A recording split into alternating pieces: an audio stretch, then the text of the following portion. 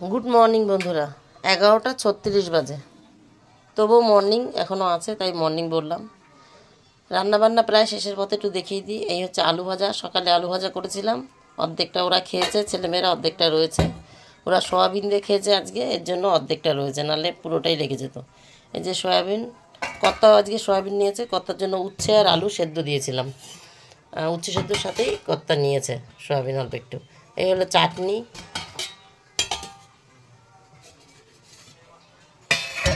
এই হচ্ছে আলু পোস্ত,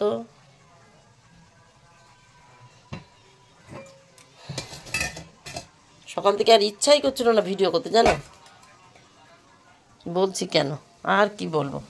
কর্তা আজকে সবজি এনেছে, ছোলার শাক, এই কুল দুখানা, কি বলে এর নাম, আরে ভুলে যাই কেন, দুখানা কমলা লেবু।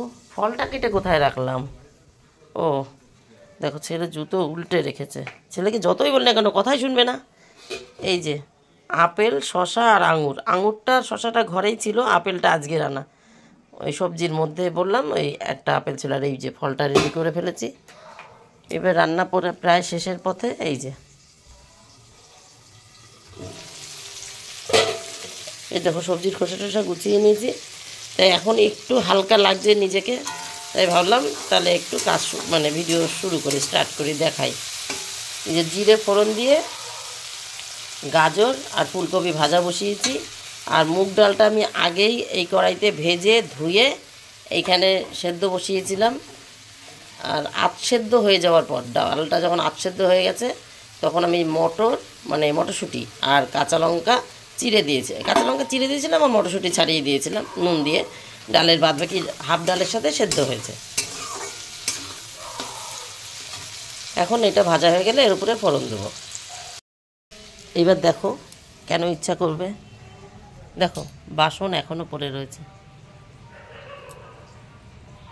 এই যে একটা ফোন এসছে, আবার রিসিভ করিনি। কে ফোন করলো, কে ফোন করেছে? ছেলে ধরেছে ফোন।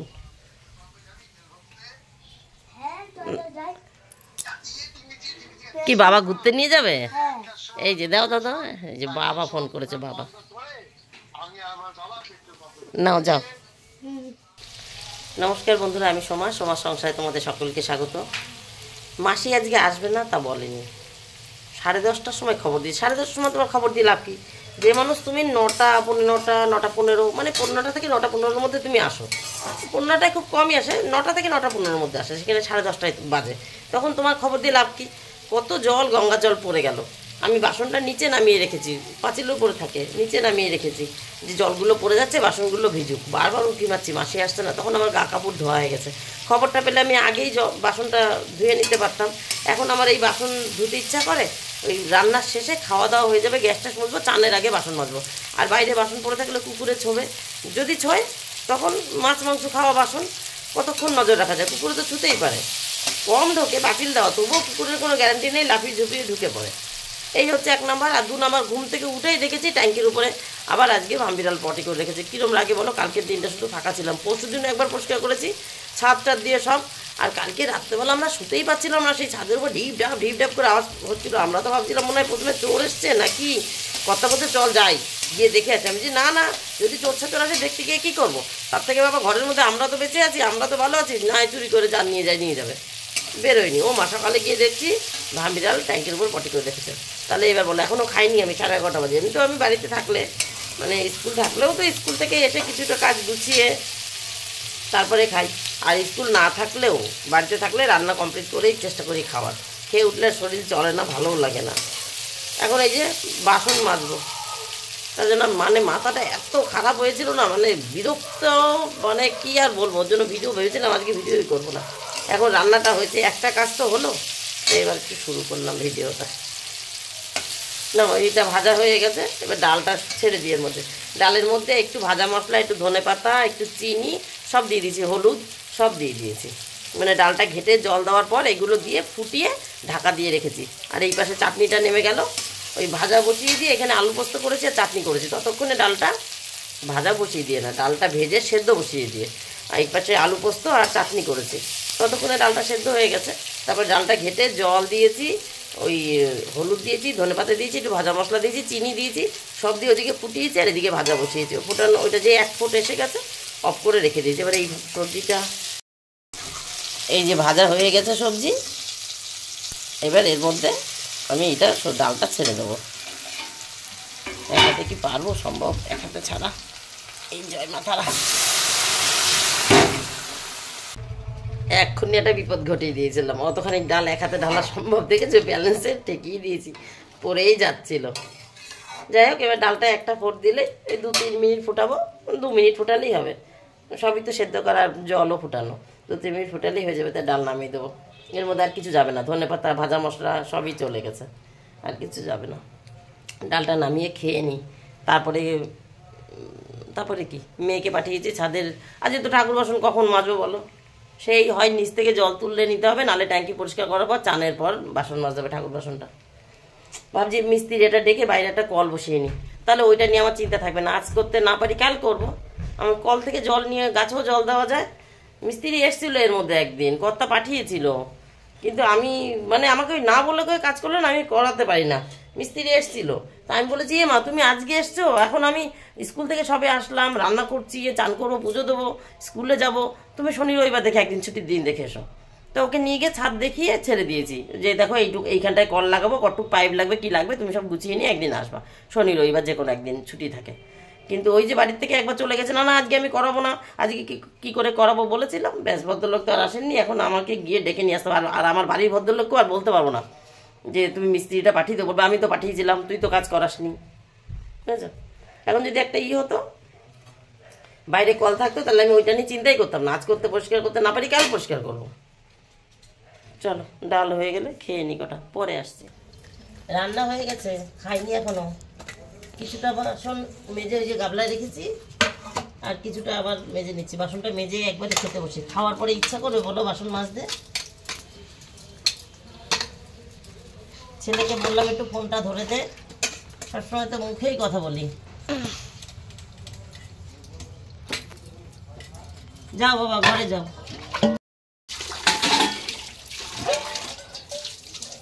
একটা করে মাজি, জায়গা ছোট তো, অর্ধেকটা করে মেজে ধুয়ে নিই, আবার মাজবো। যা 12টা 14, এই যে বাসন মেজে রাখলাম সবে। বাসন মেজে রেখে ঘরে গিয়ে ফোনটা নিয়ে আসলাম তোমাদের দেখানোর জন্য। এতগুলো বাসন হয়েছে, এখন খাবো। সকাল থেকে একভাবে চলছে তো, এখন যদি খেয়ে উঠতাম না, বাসনটা মাজতে ইচ্ছাই করতো না। তা আমি চিন্তা করলাম, তরকারিটা নামানোর পর চিন্তা করছি যে না, বাসনটা মেজেই ফেলি, একটু কষ্ট হবে, খিদে লেগে গেছে। তাও ভালো বাবা, এবার খেয়ে আমি ইচ্ছা করলে আধা ঘন্টা বসে থাকবো। 12টা 14 বাজে, আধা ঘন্টা বসে থাকবো। তারপরে ওই শুধু নিচের ঘরটা ঝাড় দেওয়া হয়তো মেয়ে দিয়ে দেবে। মেয়ের এখন মাধ্যমিক পরীক্ষা, মেয়েকে কিছু বলি না, তবুও পড়াশোনার ফাঁকে একটু ওঠে তো, ঘুরে বেড়ায় তো, সেই ফাঁকে ওই একটু বোতলে জল ভরে, একটু ওপর নিচটা একটু ঝাড় দিয়ে দেয়, জামা কাপড়টা একটু উল্টে দেয়, এই আর কি। সেইভাবে এখন আর কিছু করাচ্ছি না। সকালে জলটাও আমি তুলেছি। চলো এবার খেয়ে নিই, তারপরে বিশ্রাম নিয়ে ওই নিচের ঘর ও ঝাড় দেয়, আমি ঝাড় দিয়ে দেবো, দিয়ে গ্যাসটা মুছবো, ছেলের জল গরম বসাবো, ছেলেকে চান করাবো, একটু সকাল সকালই করে নেবো। ওই নোংরা পরিষ্কার করতে হবে না, রোদ আছে। আজকে শনিবার, বোঝো তুমি, ছেলে মেয়ের স্কুলের ড্রেস, মেয়ের বাদ দাও, ছেলের স্কুলের ড্রেসগুলো কাচতে পারিনি। দ্বিতীয়বার যার একবার কাচতে দেবো, এখন আর ইচ্ছা করছে না। কাচতে দিলে মেশিন কাচবে তার না কথাটা, মেলবো কোথায়? আমি তো যাবো ছাদ পরিষ্কার করতে, তা তো গায়ে লাগবে। মেললে আমাকে আবার সাইড করে রাখতে হবে। ধুর, আগে খেয়ে নিই তো, পরে সব চিন্তা করা যাবে। যেহেতু ছুটি আছে, ছুটি থাকলে বেশিরভাগ কর্তার কাজ হালকা থাকলে বেশিরভাগ কর্তা চেষ্টা করে ছেলেকে নিয়ে ঘুরতে যেতে। তা এখন ছেলেকে নিয়ে ঘুরতে যাবে, তাহলে এখন আমার জল গরম হওয়া পর্যন্ত বসে থাকতে হবে। তাই আমার বসে থাকতে ভাল লাগে না যখন কাজ আছে। তাই আমি এখন ছাদে যাচ্ছি, ঠাকুর বাসন পরিষ্কার করে নিচে আসবো, নিচ থেকে জল নিয়ে গিয়ে ঠাকুর বাসনটা মাজবো, ততক্ষণে জল গরম হয়ে যাবে। তারপরে আমার জলটা আমি রেডি করে রেখে যাব ট্যাঙ্কির মাথা পরিষ্কার করতে, পরিষ্কার করব, চান করব, পুজো দেবো। ওরা ততক্ষণ ঘুরে চলে আসবে, তারপরে ওকে আবার চান করাবো। এখন ওকে দিয়ে আসতে যাচ্ছি দোকানে, অন্ধকার। চলো যাই, দিয়ে আসি দোকানে, বাপের সাথে ঘুরতে যাবে।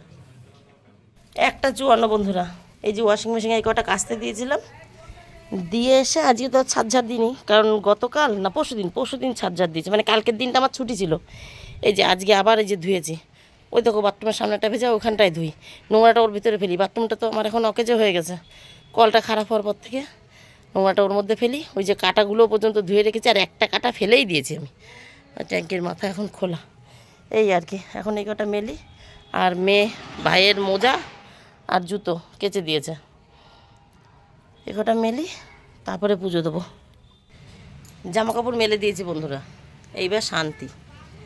সকাল থেকে মানে আমার ইচ্ছাই করছিল না যে ভিডিও করি, মনটা এত খারাপ লাগছিল, যেরকম মাসি আসেনি সেরকম ভামবিড়ালে নোংরা করেছে। তারপরে আবার ওই রান্নাও দেখলাম ভাগে ভাগে করেছি, তার মধ্যে গ্যাস শেষ হয়ে গেছে। মানে এত বিরক্তি লাগছিল, গ্যাস শেষ হওয়ার গল্পটা তোমাদের সঙ্গে আর করা হয়নি। রান্না বন্ধ করে গ্যাস পাল্টেছি। যাই হোক, ছেলে এখনও বাড়িতে আসেনি, এই আর কি। আমার কাজ হয়ে গেছে, এখন পুজোটা দিলে হয়। আর বাসন আমি এক ফাঁকে এসে মেজে গেছি, ওই নিচ থেকে জল নিয়ে এসে, কারণ এখন আমার বাসন মাজতে ইচ্ছা করতো না, কষ্ট হয়ে যেত আরও বেশি। পরিশ্রম ছোটো ছোটো কাজগুলো আগে করা যায়, বড়ো কাজ করার পর ছোটো কাজ আর করতে ইচ্ছা করে না, তখন সেইটুকু পরিশ্রম লাগে। যাই হোক, এই হচ্ছে আজকের মতো আমার গল্প বন্ধুরা। টাটা, বাই বাই, তোমরা সবাই ভালো থেকে সুস্থ থেকো। দেখা হবে নতুন একটা দিন নতুন একটা গল্পের সঙ্গে। টাটা।